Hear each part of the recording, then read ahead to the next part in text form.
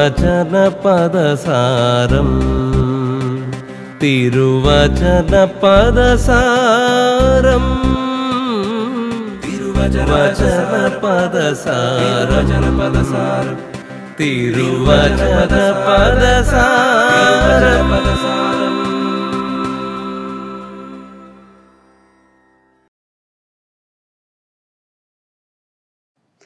ഈശോ മിശിഹായ്ക്ക് സ്തുതിയായിരിക്കട്ടെ. മാന്യ പ്രേക്ഷകർക്ക് തിരുവചന പദസാരത്തിൻ്റെ 179 എപ്പിസോഡിലേക്ക് ഹൃദ്യമായ സ്വാഗതം. പ്രിയ സുഹൃത്തുക്കളെ, ഇംഗ്ലീഷിൽ ഡെയ്പ്നോസോഫിസ്റ്റ് എന്നൊരു വാക്ക് ഉണ്ട്. ഒരുപക്ഷെ അധികം ആരും അത് കേട്ടിട്ടുണ്ടാവില്ല. ഡെയ്പ്നോസോഫിസ്റ്റ് എന്ന് വെച്ചാൽ അർത്ഥം ഭക്ഷണവേളകളിൽ, പ്രത്യേകിച്ച് വിരുന്ന് നടക്കുമ്പോൾ വളരെ രസകരമായി സംസാരിക്കാൻ കഴിവുള്ളയാളെ, അതായത് വളരെ നല്ല ഒരു അറ്റ്മോസ്ഫിയർ ഭക്ഷണ നേരത്ത് സംസാരത്തിലൂടെ ഉണ്ടാക്കാൻ കഴിയുന്നയാളെയാണ് ഡെയ്പ്നോസോഫിസ്റ്റ് എന്ന് വിളിക്കുന്നത്. ഗ്രീക്കിലെ 2 വാക്കുകൾ അതാണ് അതിന് പിന്നിലുള്ളത്. ഡെയ്പ്നോൺ, 2 സോഫിസ്തേ. സോഫിസ്തേ എന്ന് വെച്ചാൽ എക്സ്പേർട്ട്, ഡെയ്പ്നോൺ എന്ന് വെച്ചാൽ വിരുന്ന്, അത്താഴം, ഡിന്നർ എന്നൊക്കെ നമ്മൾ പറയുന്നത്.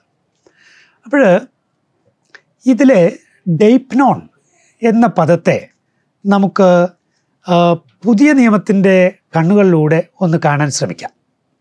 ഡെയ്പ്നോൺ എന്ന പദം പുതിയ നിയമത്തിൽ പലയിടത്ത് ഉപയോഗിച്ചിട്ടുണ്ട്. സമാന്തര സുവിശേഷങ്ങളിൽ മത്തായിയുടെ സുവിശേഷം 23:6, ലൂക്ക 14:12, 17:24, അതായത് 14-ാം അധ്യായത്തിൽ തന്നെ 3 ഈ പ്രയോഗം കാണാം. മത്തായിയിലും ലൂക്കായിലും ഉപയോഗിച്ചിരിക്കുന്ന ഡെയ്പ്നോൺ അത് വിരുന്ന്, സാധാരണഗതിയിലുള്ള ഒരു വിരുന്ന് അല്ലെങ്കിൽ ഒരു അത്താഴം എന്നൊക്കെയുള്ള അർത്ഥത്തിലാണ് ഉപയോഗിച്ചിരിക്കുന്നത്.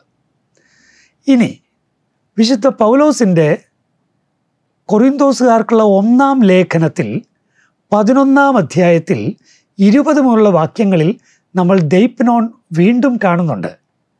അവിടെ അദ്ദേഹം പറയുകയാണ്, നിങ്ങൾ കർത്താവിൻ്റെ അത്താഴമല്ല കഴിക്കുന്നത് നിങ്ങൾ ഒന്നിച്ച് ചേരുമ്പോൾ. അപ്പോൾ ഡെയ്പ്നോൺ തു കുരിയു, കർത്താവിൻ്റെ അത്താഴം. അപ്പോൾ നമ്മൾ ആദ്യം പറഞ്ഞ വെറും വിരുന്ന്, വെറും ഒരു സദ്യ അല്ലെങ്കിൽ വെറും ഒരു അത്താഴം എന്നതിൽ നിന്ന് കൊറിന്തോസുകാർക്കുള്ള 1-ാം ലേഖനം 11:20 മുതൽ ഉള്ള പ്രയോഗം വ്യത്യസ്തമാണ്. കർത്താവിൻ്റെ അത്താഴം പരിശുദ്ധ കുർബാനയെയാണ് സൂചിപ്പിക്കുന്നത്. ഇനി വിശുദ്ധ യോഹന്നാൻ്റെ സുവിശേഷത്തിൽ 3 ഈ പ്രയോഗമുണ്ട്. അത് നമുക്ക് കാണാൻ കഴിയുന്നത്, ആദ്യമായി കാണാൻ കഴിയുന്നത് യോഹന്നാൻ 12:2 ഞാൻ വായിക്കുന്നു. 12:1 മുതൽ വായിക്കാം. മരിച്ചവരിൽ നിന്ന് താൻ ഉയിർപ്പിച്ച ലാസർ താമസിച്ചിരുന്ന ബഥനിയായിലേക്ക് പെസഹായ്ക്ക് 6 ദിവസം മുൻപ് യേശു വന്നു. അവർ അവന് അത്താഴം ഒരുക്കി. അവിടെ ആ അത്താഴം എന്ന് പറഞ്ഞിരിക്കുന്നിടത്താണ് ഡെയ്പ്നോൺ എന്ന ഗ്രീക്ക് വാക്ക് നമ്മൾ കാണുന്നത്. ശ്രദ്ധേയമായ കാര്യം, യോഹന്നാൻ്റെ സുവിശേഷം 11-ാം അധ്യായത്തിൽ ഈശോ ലാസറിനെ ഉയിർപ്പിച്ച സംഭവമാണ് പറഞ്ഞിരിക്കുന്നത്. എന്നിട്ട് ആ സംഭവത്തിൻ്റെ അവസാനം നമ്മൾ കാണുന്നത് എന്താ? യേശുവിനെ വധിക്കാൻ പ്രധാന പുരോഹിതരും ഒക്കെ ആഗ്രഹിച്ചു എന്നാണ്. അത് വളരെ പ്രത്യേകതയുള്ള ഒരു കാര്യമാണ്. ഒരാളെ മരണത്തിൽ നിന്ന് ഈശോ ഉയിർപ്പിക്കുന്നു. അതിൻ്റെ പേരിൽ ഈശോയെ എത്രയും വേഗം വധിക്കണം എന്നാഗ്രഹിക്കുന്ന പ്രധാന പുരോഹിതനും കൂട്ടരും. അങ്ങനെ നോക്കുമ്പോൾ 12-ാം അധ്യായം 2-ാം വാക്യത്തിലെ ദൈപ്നോൺ എന്നതിന് ഒരു പ്രത്യേക അർത്ഥമുണ്ട് എന്ന് തോന്നുന്നു.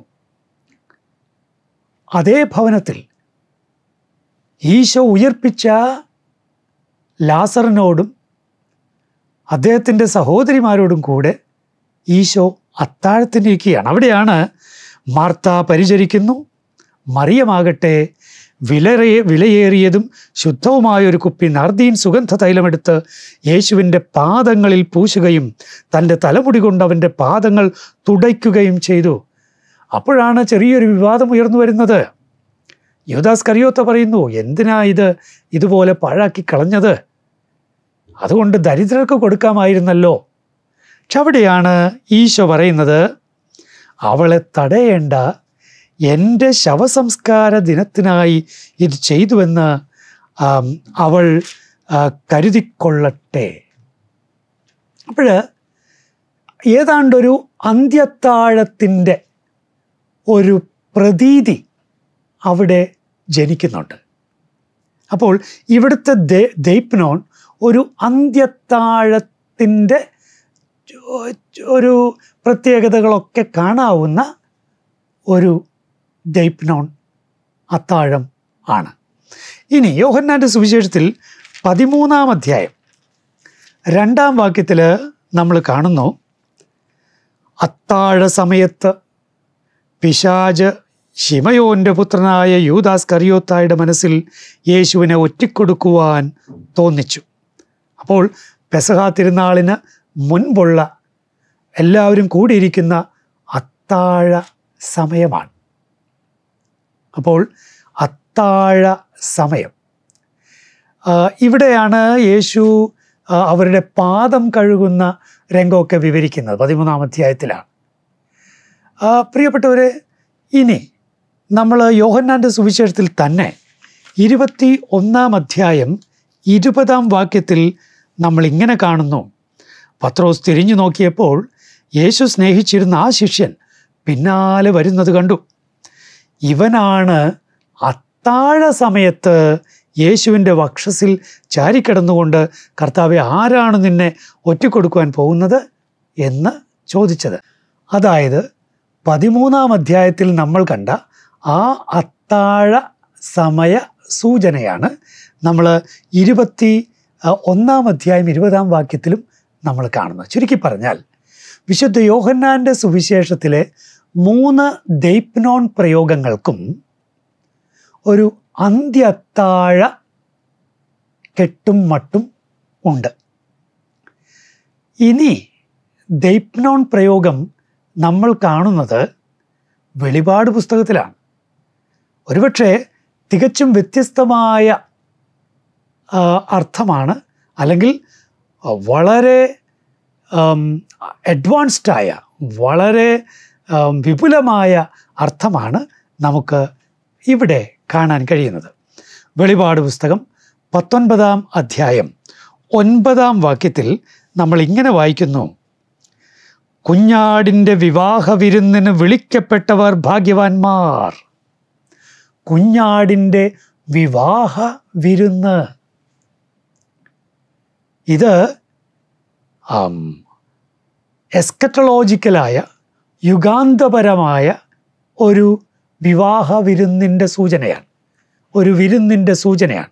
അപ്പോൾ ദൈപ്നോൺ വെറും ഒരു സദ്യയിൽ നിന്ന്, വിരുന്നിൽ നിന്ന്, അത്താഴത്തിൽ നിന്ന് കർത്താവിൻ്റെ അത്താഴം എന്ന പ്രയോഗത്തിലേക്ക് കൊറിന്തോസ് ലേഖനത്തിലൂടെ അതിൻ്റെ അർത്ഥം മാറുകയും യോഹന്നാൻ്റെ സുവിശേഷത്തിലെ പ്രയോഗങ്ങളിലൂടെ യേശുവിൻ്റെ അന്ത്യത്താഴ സൂചനയിലേക്ക് ദൈപ്നോൺ നീങ്ങുകയും വെളിപാട് പുസ്തകത്തിൽ കുഞ്ഞാടിൻ്റെ വിവാഹ വിരുന്ന് എന്നതിലേക്ക് ദൈപ്നോൺ പ്രയോഗം മാറുകയും ചെയ്യുന്നു. വെളിപാട് പുസ്തകത്തിൽ തന്നെ 19-ാം അധ്യായത്തിൽ തന്നെ 17-ാം വാക്യം നമ്മളെ അമ്പരപ്പിക്കുന്ന ഒരു ദൈപ്നോൺ പ്രയോഗമാണ്. അതായത്, സൂര്യനിൽ നിൽക്കുന്ന ഒരു ദൂതനെയും ഞാൻ കണ്ടു.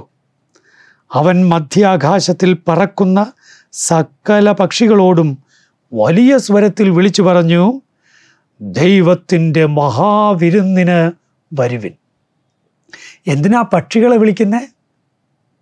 അവയ്ക്കു തിന്നാൻ തക്ക വിധത്തിൽ ദാ ഇവിടെ ദുഷ്ടർ വധിക്കപ്പെട്ടിരിക്കുന്നു എന്നാണ്.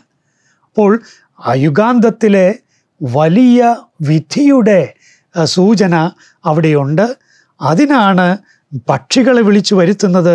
ദൈവത്തിൻ്റെ മഹാവിരുന്നിനു വരുവിൻ, രാജാക്കന്മാർ, സൈന്യാധിപന്മാർ, ശക്തന്മാർ എന്നിവരുടെയും കുതിരകളുടെയും അവയുടെ പുറത്തിരിക്കുന്നവരുടെയും സ്വതന്ത്രരും അടിമകളും ചെറിയവരും വലിയവരുമായ എല്ലാവരുടെയും മാംസം ഭക്ഷിക്കുന്നതിന് ഒന്നിച്ചു കൂടുവിൻ. അപ്പോൾ നോക്കുക, പക്ഷികളെ വിളിക്കുകയാണ് ഒരു വിരുന്നിന് വേണ്ടി. അപ്പോൾ ഒന്ന് ആലോചിച്ച് നോക്കുക, ദൈപ്നോൺ എന്ന പദത്തിൻ്റെ വ്യത്യസ്തങ്ങളായ അർത്ഥ തലങ്ങൾ. പ്രിയപ്പെട്ടവരെ, നമ്മൾ എല്ലാ ദിവസവും അല്ലെങ്കിൽ എല്ലാ ഞായറാഴ്ചയും നമ്മൾ ദൈപ്നോൺ തു കുരിയു, കർത്താവിൻ്റെ അത്താഴം, അതിൽ സംബന്ധിക്കുന്നവരാണ്. അതുകൊണ്ട് തന്നെ ഈ പദത്തിൻ്റെ പഠനം നമ്മെ സംബന്ധിച്ച് പ്രധാനപ്പെട്ടതാണ്. അത്താഴം, കർത്താവിൻ്റെ അത്താഴം, അത് നമ്മെ സംബന്ധിച്ചിടത്തോളം കുഞ്ഞാടിൻ്റെ വിവാഹ വിരുന്നിലേക്കുള്ള ഒരു മുൻ ആസ്വാദനമായി മാറട്ടെ. നാം എല്ലാവരും കുഞ്ഞാടിൻ്റെ വിവാഹ വിരുന്നിലേക്ക് സന്തോഷത്തോടെ യുഗാന്തത്തിൽ പ്രവേശിക്കട്ടെ. ദൈവത്തിന് നന്ദി. നിങ്ങൾക്ക് സമാധാനം.